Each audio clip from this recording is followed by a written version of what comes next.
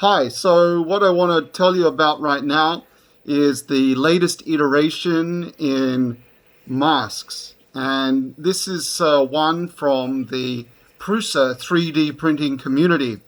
And as you can see, one of the good things about it, when I talk, my glasses aren't fogging up, which you would find in the typical surgical masks. But the drawback for this design is you can only do it with a 3D printer. It takes 4.5 hours to print. There's a little bit of cleaning up to do afterwards, but otherwise it's not a bad mask. For me, I like it.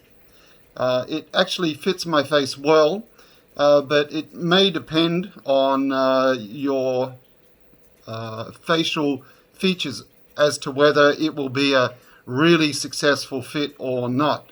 I can tell that it is a tight fit because when I put my hand, this isn't a scientific test, but I just put my hand over the filter. I can hardly, actually there's kind of like a vacuum feeling, so it actually sucks back into my face. So I know that for the most part, it's acting as a pretty good filter. So it's not bad like that. Let me show you how it's put together.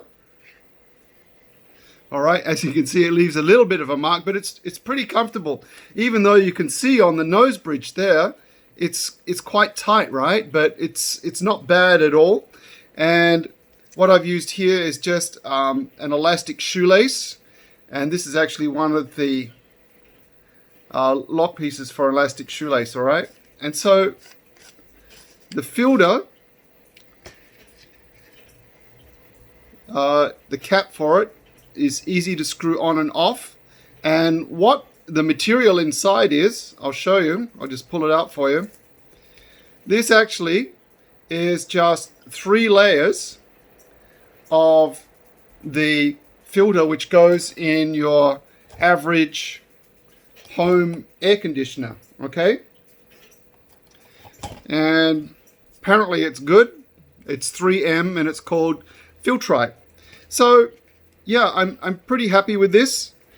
It works fairly well. To me, it's more convenient than a surgical mask. And of course, one of the things is that you can wash this afterwards, and you can use it many times, and all you need to do is just replace the filter like that, and it's pretty easy to cut out because you just put this on top, put some mark around it, and then you cut out afterwards. So what I'm going to do is I'm going to make a few more of these. I'll have a look if there are some more iterations, see if someone has come up with any improvements for this, and then I'll be sharing these, sending these out to some family and friends who are in desperate need of some masks around the world right now. Also, I'm going to post the link for you, so if you're somewhere and you're near a 3D printer and you would like to print these out yourself, you'll be able to do that too. So everybody stay healthy, everybody stay happy, and let's try and fight this virus together.